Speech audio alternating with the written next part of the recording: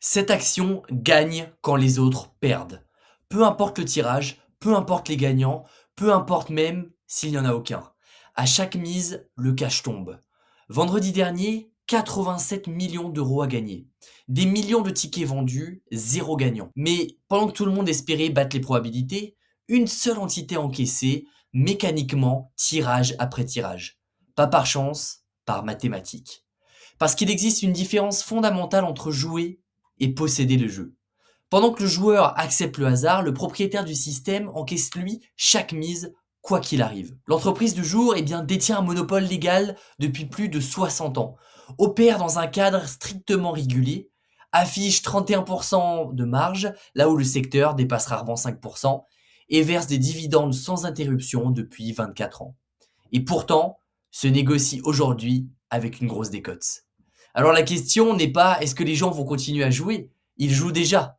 La vraie question c'est le marché est-il en train de rater une machine à cash ou de nous éviter un piège parfaitement camouflé? Dans cette vidéo, je vais vous montrer comment analyser ce type d'entreprise de A à Z pour que vous puissiez reproduire exactement la même méthode, comprendre pourquoi ce monopole est si difficile à attaquer, lire ses chiffres clés au-delà des apparences, analyser son dividende et surtout juger si la valorisation actuelle représente une opportunité ou non. Restez bien jusqu'à la fin parce que je donnerai une note finale à cette action. Et pour ceux qui ne me connaissent pas encore, je suis Sébastien Valton, conseiller en investissement financier et directeur des opérations du logiciel Value Investing Screener, Divis pour les intimes. Et ici, on parle long terme, analyse fondamentale et indépendance d'esprit. Maintenant qu'on a planté le décor, découvrons qui se cache réellement derrière les jeux d'argent en Grèce. Vous connaissez peut-être les jeux comme le Joker, le Loto ou les paris sportifs, peut-être que vous les avez pour certains expérimentés ou vus en Grèce, mais l'entreprise derrière tous ces noms c'est OPAP pour Greek Organization of Football Prognostic.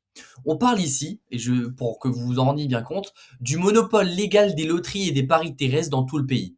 Plus de 8500 points de vente, des milliers de terminaux de loterie vidéo, donc qu'on appelle VLT, et une plateforme digitale en explosion, mais aussi un réseau qui touche pratiquement chaque coin du territoire grec.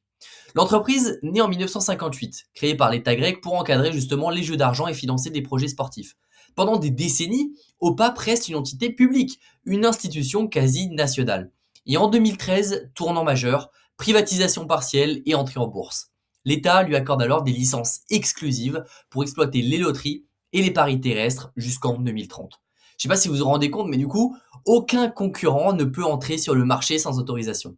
C'est une barrière à l'entrée quasi infranchissable. Entre 2013 et 2018, OPAP modernise son réseau et déploie du coup des milliers de terminaux VLT dans des salles de jeu sous la marque Play, P-L-A-Y.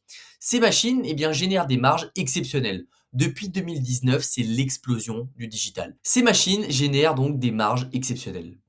Maintenant, depuis 2019, c'est l'explosion du digital. Les paris sportifs en ligne et les casinos virtuels affichent une croissance à deux chiffres et deviennent des relais essentiels. Pour comprendre maintenant comment OPAP gagne de l'argent, il faut saisir le concept de GGR, le revenu brut des jeux. Imaginez un casino. Les joueurs misent 100 euros. À la fin de soirée, le casino redistribue 70 euros de gains et les 30 euros restants, c'est le GGR, donc le chiffre d'affaires brut du casino. Pour OPAP, du coup, c'est exactement pareil. Mais sur ces 30 euros, l'entreprise doit encore payer des contributions à l'État et des taxes spécifiques. Ce qui reste donc à l'entreprise, c'est le NGR, le revenu net des jeux. C'est la véritable base de rentabilité. Et ce modèle de OPAP repose sur trois piliers stratégiques. Le premier, les licences exclusives. OPAP détient donc le monopole sur les loteries, les paris terrestres, les VLT, les tickets à gratter, les paris hippiques. Ces concessions vont jusqu'en 2030 et créent un bouclier réglementaire absolu et inédit. Deuxième pilier, un réseau léger et efficace, puisque OPAP ne possède pas ses 8500 points de vente, et c'est ça le coup de génie, elle travaille avec des agents indépendants qui touchent une commission. Résultat du coup, pas de loyer massif, pas de salaire fixe, un modèle de coût ultra optimisé. Et le digital fonctionne en circuit direct, sans intermédiaire. Troisième pilier, ce qu'on appelle l'intégration verticale complète. OPAP en fait développe ses propres jeux, ses plateformes technologiques, ses systèmes de paiement, elle contrôle toute sa chaîne de valeur, ce qui lui permet de maximiser ses marges et de rester agile face aux contraintes réglementaires. En complément de tout ça, OPAP possède aussi des filiales non liées au jeu. Il y a Tora pour les paiements et les recharges, Tora Wallet pour le paiement digital et Neurosoft pour les logiciels. Ces activités génèrent environ 115 millions d'euros de revenus complémentaires et ça lui permet donc d'avoir un portefeuille produit ultra diversifié. Maintenant, le portefeuille d'OPA propose sur 6 segments. Alors, on a d'abord les loteries qui représentent 33,7% du chiffre d'affaires. C'est la colonne vertébrale historique, simple, prévisible et très rentable. Les paris sportifs, eux, pèsent 18,4% du chiffre d'affaires, avec un basculement massif vers le digital. Les VLT, donc, offrent une expérience immersive dans les salles play et génèrent des marges exceptionnelles. Les jeux en ligne hors paris comme les casinos virtuels et le poker ont généré 325 millions d'euros en 2024 avec une croissance de plus de 20% par an. Pour les jeux instantanés comme les tickets à gratter, ils rapportent 105 millions et enfin du coup les services annexes ajoutent 115 millions à tout ça. Donc c'est plutôt très bien diversifié encore une fois comme on le voit et la plupart des segments sont en croissance comme vous pouvez le voir. Géographiquement maintenant, 90% du chiffre d'affaires vient de Grèce, 7% de Chypre et le reste est quasi inexistant. Seul point noir. C'est à la fois une force parce que OPAP domine totalement son marché, mais une faiblesse aussi parce que l'entreprise est très exposée à la conjoncture économique de la Grèce, mais également de ses liens avec l'État. Bon, en résumé, du coup, OPAP ne vend pas du rêve, elle vend des probabilités, puisque à chaque mise, elle encaisse sa part mécaniquement, sans exception. Sa stratégie repose donc sur 3 axes. D'abord l'intégration verticale pour garder le contrôle total des marges. Ensuite, la digitalisation massive pour capter les segments en forte croissance. Et enfin, une discipline financière exemplaire. Dividendes généreux, rachat d'actions réguliers sur certaines années, investissement ciblé dans la croissance et dans le digital. C'est une allocation du capital modèle. Mais maintenant qu'on a compris le modèle d'affaires, passons donc aux chiffres. Parce qu'une belle histoire et surtout une belle théorie, c'est bien, mais ce qui compte vraiment, c'est la capacité à générer du cash, à être rentable et à créer de la valeur dans la durée. Et on se retrouve donc sur Value Investing Screener qui est notre logiciel qui nous permet d'analyser n'importe quelle action en quelques secondes, de s'assurer de ses fondamentaux et surtout de dénicher le top 0,1% des actions mondiales. D'ailleurs, n'hésitez pas à aller en description, il y a une surprise qui vous attend, je ne vous en dis pas plus. Alors, ce que je regarde toujours, au-delà de comprendre son business et évidemment comment l'entreprise gagne de l'argent, on va commencer sur la partie croissance. On voit une croissance 5 étoiles de la part du logiciel. Bon, on va être honnête, on peut pas parler d'hyper-croissance. OPAP, elle évolue dans un secteur mature où les volumes sont plutôt relativement stables. Mais regardez un peu ces chiffres, puisque sur les 5 dernières années, le chiffre d'affaires a augmenté de 7,6% par an. Le résultat brut, 9,1% par an. Le résultat net a explosé de 19,1% par an et le free cash flow a bondi de 22,4% par an. Qu'est-ce que ça signifie? Que OPAP ne se contente pas de vendre plus, elle gagne beaucoup mieux puisque les profits et le cash augmentent 2 à 3 fois plus vite que les revenus. Pourquoi? Bon, 3 raisons. Déjà, la digitalisation, comme on l'a vu, rapide des paris sportifs et casinos en ligne qui réduit les coûts et améliore les marges. Deuxièmement, la stabilité du réseau physique qui génère des flux prévisibles. Et enfin, la discipline financière qui permet d'optimiser chaque euro sans gaspiller. Imaginez par exemple un restaurant qui sert 10% de clients en plus chaque année, mais grâce à une meilleure organisation et une carte plus rentable, vos bénéfices doublent tous les 3 ans. C'est exactement ce que fait OPAP. Elle optimise chaque euro de revenus pour en tirer le maximum de profit. Et ce que j'aime beaucoup, encore une fois, c'est cette croissance des flux trésoribles disponibles, qui c'est l'argent réel qui reste à l'entreprise après tous les coûts, et c'est l'argent qui lui reste surtout dans son tiroir caisse pour verser un dividende, pour faire des acquisitions, etc., etc. Donc ça, c'est quelque chose que j'aime beaucoup voir et qui est très positif pour l'instant. Passons maintenant à ce qui fait vraiment entre guillemets la différence, c'est la rentabilité. Alors, la marge brute d'OPAP, elle est à 63,8% sur les dernières années. La moyenne du secteur, quand on fait des recherches, est à 38,5%. C'est-à-dire qu'OPAP, du coup, affiche une marge brute bien plus supérieure que ses clients. Imaginez que vous vendiez un produit à 10 euros, après avoir payé la production et la logistique, il reste 6,38 euros en poche. Vos concurrents, eux, ne gardent que 3,85 euros. Vous gagnez presque 2 fois plus qu'eux sur chaque vente. Ce qui est très positif et signe d'un avantage concurrentiel. Bon, on le sait, c'est parce qu'elle a un quasi-monopole. La marge d'exploitation, quant à elle, elle est à 42,9% en moyenne sur 5 ans. La moyenne du secteur, quand on fait des recherches encore une fois, c'est 7,8%. Donc OPAP affiche quasiment 400% de marge d'exploitation en plus, qui est colossal. Et enfin, du coup, la marge nette culmine du coup à 31,3% en moyenne contre seulement 5% en moyenne. Reprenons notre exemple du produit à 10 € pour que vous compreniez bien. Après avoir payé tout, donc la production, les taxes, les salaires, les intérêts, le marketing, il vous reste bien 3,13 € de profit net. Vos concurrents, eux, ne gardent que 50 centimes. Eh bien, vous gagnez quasiment 6 fois plus.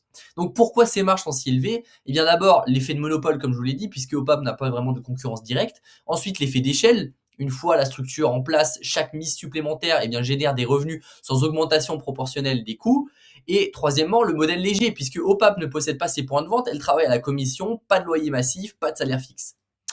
Maintenant, on va passer autre chose à la rentabilité du capital, que j'aime beaucoup également, qui est juste en vrai, c'est quelque chose que j'aime beaucoup étudier, surtout pour ce genre de boîte. Le ROE, donc, qui est le retour sur les capitaux propres, eh bien, il est à 93,9% sur les 12 derniers mois. La moyenne à 5 ans, elle, est à 50,4%, ce qui est colossal.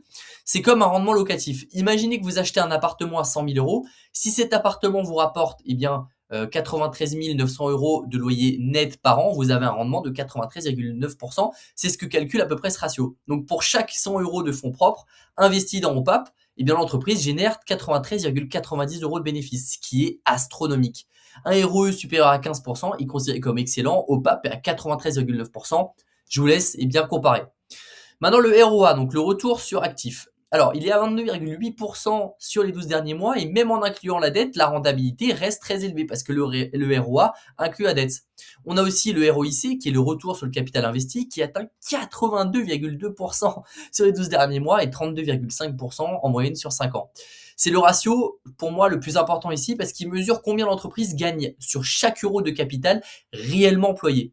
C'est-à-dire qu'en fait, si vous ouvrez une boulangerie avec 100 000 € et que chaque année vous générez 82 200 € de profit avec ce capital, votre ROIC est de 82,2%. Un ROIC supérieur à 10% est excellent. OPAP, là maintenant, est à 82,2%, ce qui est encore une fois colossal. Maintenant, on va étudier la dette parce qu'une entreprise peut être excellente, mais si elle a un risque d'endettement et de faillite, c'est le plus gros risque, surtout en bourse à long terme. Donc pour OPAP, qu'est-ce qu'on voit sur ces graphiques? Que le ratio déjà debt to equity, donc DTE, est à 323,77%. Alors imaginez un peu ça comme votre situation personnelle. Si vous avez 100 000 € d'économie et 323 770 € de dette, votre ratio est de soit 323,77%. C'est très élevé. Mais bon, 2 points rassurants. Déjà, le DTI qui est le dette sur revenu. Donc, du coup, ça veut dire que la dette totale représente environ 3,4 années de résultat net. C'est plutôt gérable et c'est surtout en dessous de la limite de 4 qu'on a généralement. Donc, c'est plutôt gérable. Et c'est comme si vous gagnez par exemple 50 000 € par an et que vous aviez 172 500 € de dette. Il vous faudrait du coup 3,45 années de revenus complets pour tout rembourser. C'est beaucoup, mais c'est soutenable, surtout si vos revenus sont stables ou alors croissants comme chez OPAP. Et pour OPAP, c'est le cas pour l'instant. Deuxième point rassurant, c'est quand même la couverture des intérêts, qui est ici à 23,55. Alors, pour rappel, ça veut dire, qu'est-ce que ça veut dire? En fait, c'est que OPAP couvre ses charges d'intérêt 23 fois. C'est-à-dire que la charge de la dette est très marginale par rapport au profit. Imaginez par exemple que votre entreprise génère 100 € de bénéfices. Vous devez en donner 3,32 € à la banque pour payer les intérêts. Il vous reste donc 96,68 €. C'est très confortable. On a également un autre ratio qui est le cash flow to debt qui est à 0,75. Et en fait, ça veut dire que les flux de trésorerie disponibles couvrent environ 75% de la dette annuelle, ce qui est plus que correct. Maintenant, d'autres petits ratios qu'on regarde toujours pour évaluer la qualité et si un bilan est sain ou pas, c'est le quick ratio. Donc quick ratio qui est à 0,68. Et ça veut dire, qu'est-ce qui veut dire ce ratio? C'est que les actifs liquides, donc ce qui peut être liquidé rapidement, ce qui est le cash qui peut être généré rapidement par l'entreprise, qui peut être vendu, ne couvre pas intégralement les dettes à court terme. C'est comme si vous aviez 68 € en liquide, mais 100 € de facture ce mois-ci, vous devez puiser dans vos revenus pour compléter. C'est pas inquiétant pour OPAP parce que le groupe génère des flux constants, mais c'est un point de vigilance quand même à garder en tête.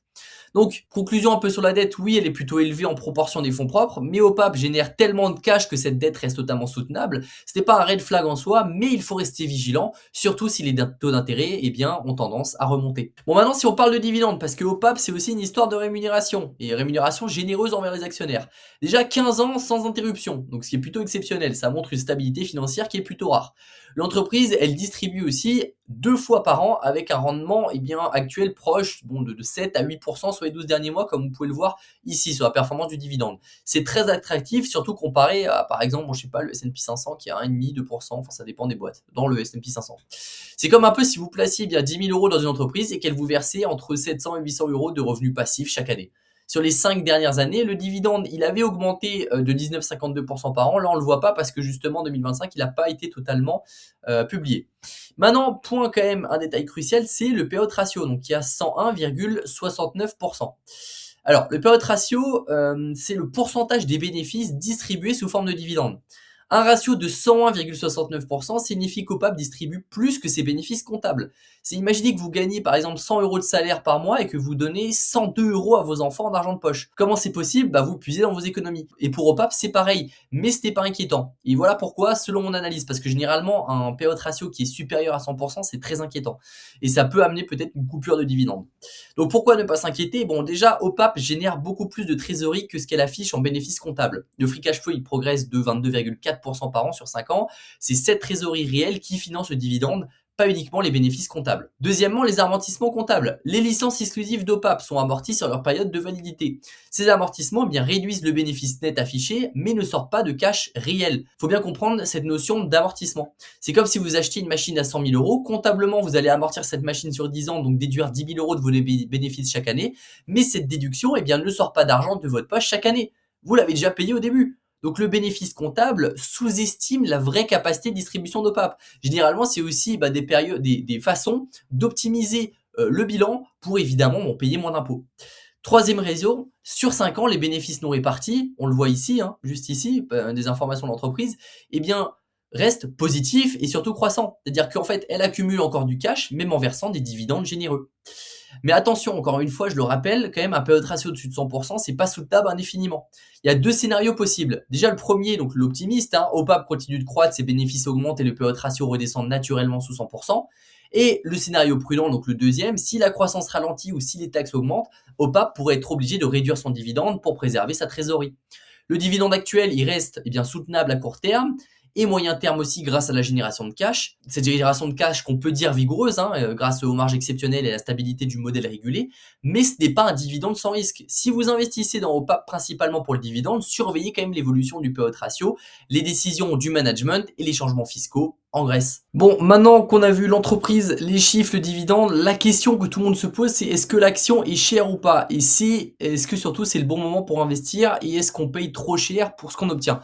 Et c'est là qu'on va décortiquer la valorisation avec le screener. Donc je me suis rendu dans la partie valorisation et on va commencer par étudier les grands ratios.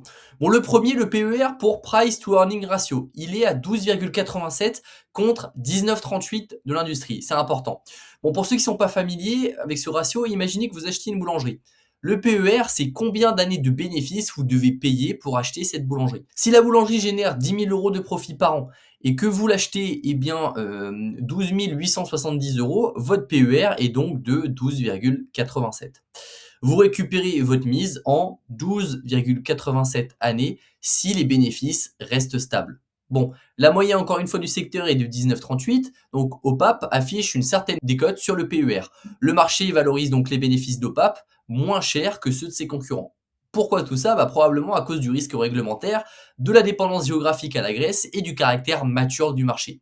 Mais pour un investisseur value, cette décote peut offrir un point d'entrée intéressant. Deuxième ratio qu'on peut regarder, c'est le price to cash flow. Donc lui, il est à 9,21 contre 13,02 pour le secteur. Le cash flow, encore une fois, je le réexplique, c'est l'argent réel qui rentre dans les caisses, pas les profits comptables avec leurs ajustements. Donc imaginez 2 restaurants. Le premier affiche 100 000 euros de bénéfices, mais ne génère que 50 000 euros de cash réel. Le second affiche 80 000 euros de bénéfices, mais génère 80 000 euros de cash. Lequel préférez-vous? On est d'accord, c'est le second. Avec un PCF du coup de 9,21, vous payez 9,21 fois le cash flow annuel pour acheter l'action.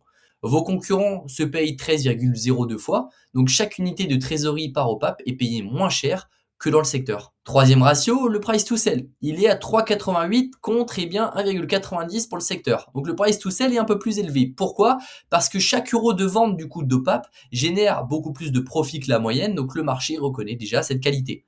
C'est comme comparer une épicerie à un Apple Store. Les deux font 100 000 euros de vente, mais Apple garde 30 000 euros de profit, l'épicerie seulement 5 000. Donc l'Apple Store sera valorisé beaucoup plus cher par rapport à ses ventes. Le price to book, autre ratio, est à 21,18 contre 3,21 pour le secteur. Donc le price to book est très très élevé. Le book value, c'est finalement la valeur comptable de l'entreprise, ce qu'elle possède moins ce qu'elle doit. Imaginons votre maison, elle vaut 300 000 euros selon l'expert, mais qu'un acheteur vous propose 6 648 000 à peu près, 6 millions. Le marché valorise donc au PAP 21,18 fois sa valeur comptable. Pourquoi? Parce que OPAP génère des rendements exceptionnels sur ses actifs. On le rappelle, un ROIC de 82% qui justifie une valorisation élevée. C'est comme une machine qui coûte 100 000 euros mais qui vous rapporte 82 000 euros par an. Eh bien, elle vaut beaucoup plus que 100 000 euros. Bon, maintenant, on passe à la marge de sécurité, qui a un concept clé qui est ici, parce que le DCF n'est pas disponible ici parce que c'est une estimation d'analyste et on ne voulait pas d'estimation d'analyste dans le cas présent. Alors, la marge de sécurité, donc c'est notre propre évaluation avec la méthode EVOEG, donc notre propre modèle propriétaire, si vous voulez, de discounted cash flow. Donc, selon notre modèle, la valeur juste du titre est estimée à 16,18 $, alors que le cours actuel, au moment où je fais la vidéo, avoisine les 10,44 $. Ça représente que l'action serait sous-évaluée hypothétiquement à 35,5%. C'est un peu comme si vous alliez au marché et que vous trouviez un billet de 100 euros, beaucoup moins cher. Bon, comment expliquer cette décote? Le marché intègre probablement plusieurs facteurs de risque. Déjà le risque réglementaire, parce que l'État grec peut modifier les taxes, la concentration géographique aussi avec 90% du CER en Grèce, les risques technologiques comme la cybersécurité et le caractère surtout défensif. Les marchés internationaux valorisent souvent mal les monopoles locaux. Mais attention, parce que notre modèle se base sur la capacité future d'OPAP à générer des flux croissants. Si vous croyez à la stabilité du monopole grec, à la croissance du digital et à la discipline du management, cette décote pourrait peut-être représenter une opportunité parce qu'encore une fois, ce n'est pas un conseil en investissement. Si vous êtes inquiet des risques réglementaires ou de la dépendance à la Grèce, cette décote reflète simplement les risques du business.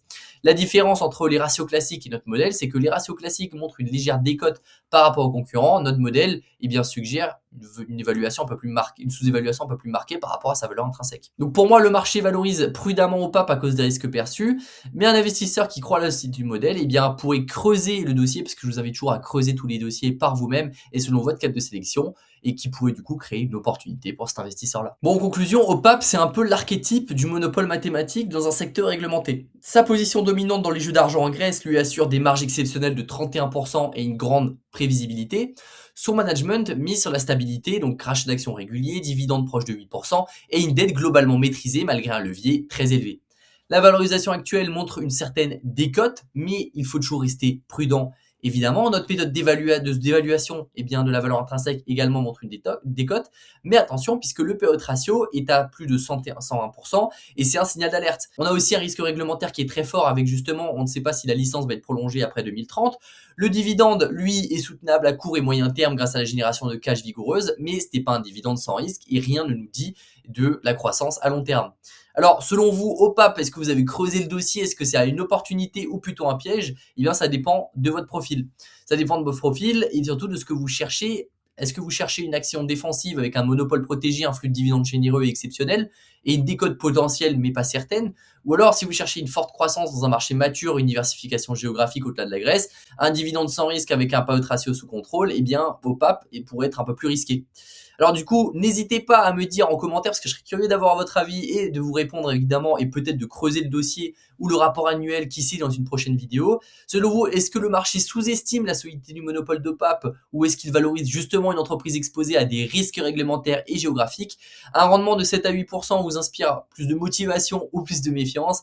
N'hésitez pas à me dire votre avis en commentaire. J'espère que cette vidéo vous a plu. N'hésitez pas à vous abonner pour d'autres contenus comme celui-là. C'était Sébastien sur la chaîne Value Screener et je vous dis à très bientôt pour continuer à parler long terme.